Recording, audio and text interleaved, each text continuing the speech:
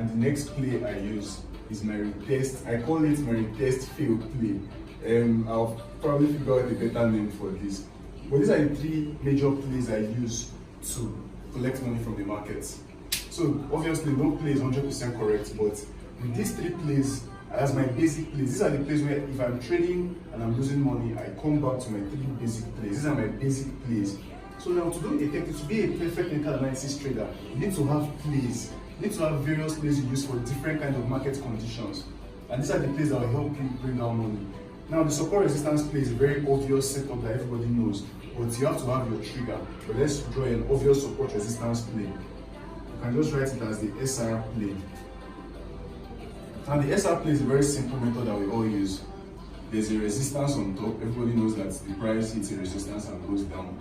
And there's a support down. Everybody knows that the price hits the support and comes up. So we aim to buy when the price reaches here, and we aim to sell when the price reaches here.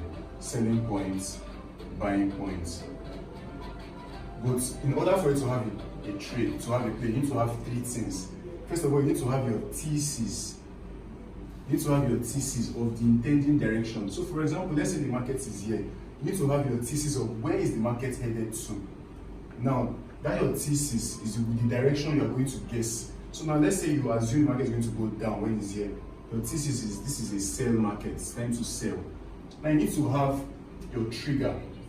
You need to have your setup for your trigger. You need to have your setup. You need to have seen what makes you want to sell.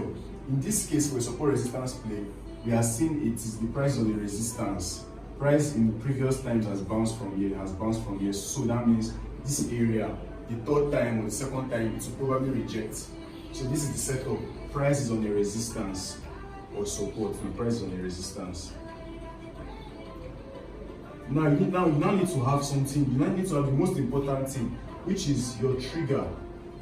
You need to have something that, if you don't see this stuff, you cannot enter the trade. Yes, you've seen your thesis, you've seen the sell, you've seen the setup, you've seen the direction, but you need to have your trigger. You need to have something that when you see it, that's what will make you pull the trigger.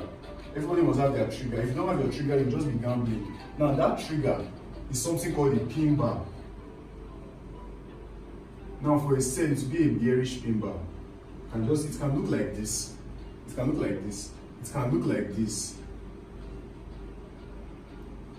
It can even be a doji. These are three variations of what we are looking for. We're looking for price slowing down. In this case, it would be a large bar going up, a large bar going up, a large bar going up. The price starts slowing down. The price slows down. Then we now see our pin bar.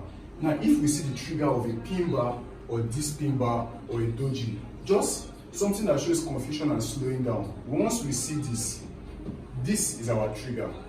Now, once we see our trigger, in this case, which is a pin bar, we now do the last part of our play, which is we now fight for price. Now, we do the most important part of this, which is we fight for price.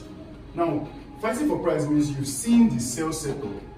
You've seen your setup, what you see like is on the resistance. You've gotten your trigger, time to enter the trade, pin bar as shown, bearish pin bar. Fight for price. Now, fight for price means we now do the most important step.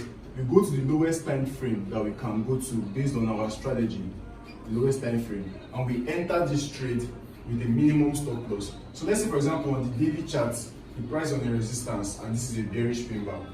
We can go down to the 1 hour chart, and what we'll see is on the chart, we'll probably see a double top forming here on the 1 hour chart. This double top that forms this bearish pin bar. We can sell at the high of this second top, put our stop loss above the recent high, and hold the trade all the way down to this support. That is how we can use a 20 pip stop loss to get 300 pips. I hope you're getting me. That's how I do it basically.